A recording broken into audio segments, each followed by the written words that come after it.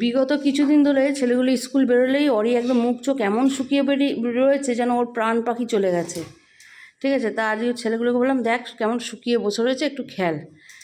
আর ওর খেলা মানে দাদাদের সাথে হুস্তছি, ছেলেগুলো আমার হাঁপিয়ে যাবে। অ্যাটেম নিয়েছে শুধু দেখো, শুধু অ্যাটেমটা নিয়েছে দেখো। বাবান লাভ দিয়ে উঠবে, বাবান ভাইকে দিতে ভাইয়ের দিকে চলে যাক, ভাইকে দিতে ভাইয়ের দিকে চলে যাক। এই চক্করে চৌকিটা ধ্বংস করবে। আমার টিটুটাকে তো একদম পাত্তাই দেয় না। ওকে তো পাত্তাই দেয় না, ও তো টিটুকে ভাবে লালু বুলু এলেবেলে এলেবেলে। মাঝে মাঝে ওকেও দে, তাহলে ও তো একটু ইন্টারেস্ট পাবে।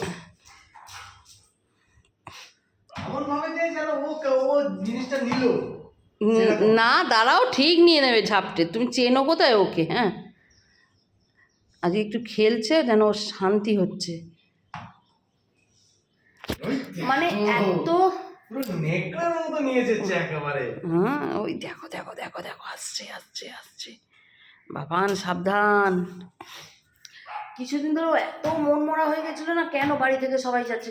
বেশ কিছুদিন স্কুলে ছুটি ছুটি ছিল, পুজো টুজো ছিল, একসাথে সবাই খেয়েছে উঠেছে বসেছে আনন্দ করেছে সারাদিন। এখন আর মেনে নিতে পারছে না দাদারা স্কুল যাচ্ছে। আমি রান্না করতে করতে ছুটে এসেছি ওদের খেলা দেখতে। চলো আমি আবার যাই।